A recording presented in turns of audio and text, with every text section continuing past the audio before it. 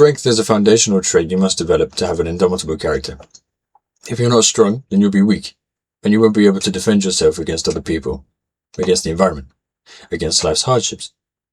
You won't be able to control yourself. You'll be pulled in all directions by pleasures and distractions, junk food, alcohol, laziness, procrastination, social media, video games, any temptation you can think of.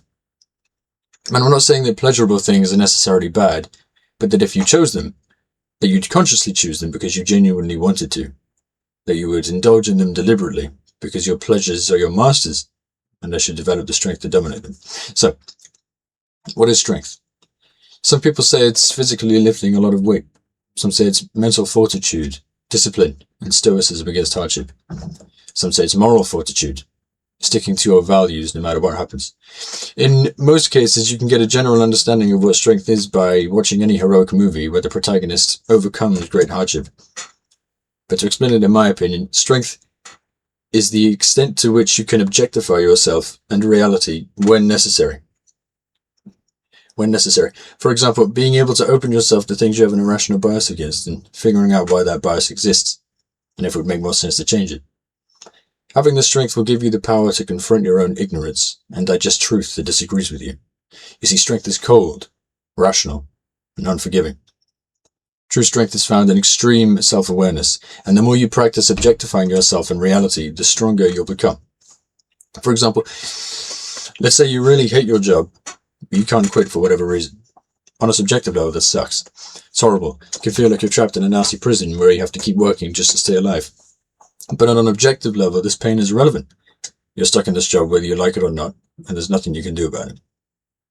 If you objectify your reality like this, you begin to clear your mind and open it up to practical ways to improve your situation, not in pursuit of happiness, but betterment. And your ability to do so will determine how strong you are. It feels terrible at first, but if you let that go and forget about pursuing a subjective ideal, you'll free yourself from that endless chase towards happiness. And over time, you'll notice that your happiness improves automatically in proportion with your strength, because you develop the tolerance to bear it without complaining, without even complaining to yourself. You conquer yourself, literally, and therefore become truly free, able to think and act according to what you actually believe and value, what you actually want, instead of conforming to the urges of your emotions, let alone the standards of society. You'll also grow more respect for yourself as you enjoy these hardships without complaints, simply because it shows you how much stronger you're becoming. Using this, you'll be able to better your objective competence, your objective ideal. And usually you'll know what that is by intuition. There'll be things you can do but simply might not want to, like be more positive or social with your colleagues to improve your relationship with them, or upgrade your work ethic to become more useful to yourself and those around you. As you do this, you display strength and become stronger. Along with this, though, you have to remember that strength is relative. There's a meme online of how your granddad looks at you when you say you want to die because a girl doesn't like you after surviving 3 wars, 2 epidemics, and a famine. That meme is important because it's accurate to what strength can make of you. It's relative. Stronger people feel less pain when in identical situations to weaker people. That's why you might tell wimps to grow a pair when they're going through something you might consider easy, like having to spend 10 minutes on homework or something. In that situation, you're the granddad, because you look down on them with a kind of contempt, just like how your granddad looks down on you when you complain about that job you hate so much. This is objectification. You objectify the wimp's situation, and all of a sudden it's easy to deal with. All you need to do is 10 minutes of homework. They do it. They don't like it, but they do it. And in doing so, they display strength and become stronger. Now, this objectification works exactly the same on you. If you temporarily treat yourself as the wimp and truly realize that all you need to do is X or Y and you grow a pair, then you'll do it. You won't like it, but you'll do it. And in doing so, you'll display strength and become stronger. Now, keep in mind, it's necessary, absolutely necessary, to mix this kind of strength with humility, empathy, and kindness. Because if you don't, you'll be consumed by arrogance, by your ego. And you'll either become an isolated narcissist like Nietzsche, who was strong but alone, or even worse, a pious egomaniac like those superficial self-improvement fanatics who consider themselves morally superior just because they can read the Bible and bench 225. If you become stronger than someone else, There may easily be a time when you look at them complaining about something they find too hard and then viewing them with contempt, or even anger because they're crying about something you think is easy, or that they could easily resolve if they weren't so stupid.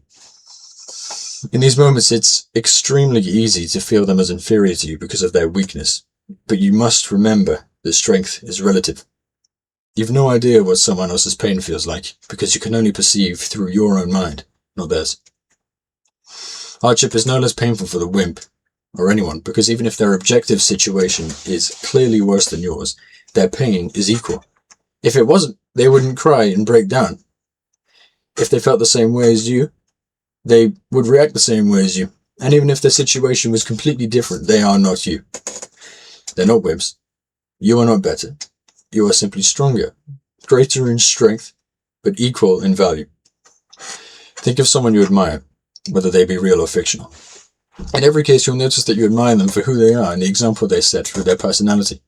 They've overcome great hardship, or are currently dealing with hardship, with little or no complaining, and without any entitled expectations from others, and of their own will. They've conquered themselves and are therefore truly free. They are able to think and act according to what they actually believe and value, and they do so with an internal equanimity. Highly strong people are exceptionally rare, and you'll often find that when you meet them, they're calm and relaxed. There's an essence of peaceful neutrality, while at the same time they're absolutely immovable, indomitable, only acting in accordance with their own better judgment. They're immune to slander, manipulation, pessimism, and impulsivity. Only they move themselves. They can't be moved by any sort of pressure other than their own genuine desires, because when something tries to act against them, they simply activate their power not to care. That is, to objectify the situation. They do what needs doing within their control, and forget worrying about the rest, unless they choose to, because they can.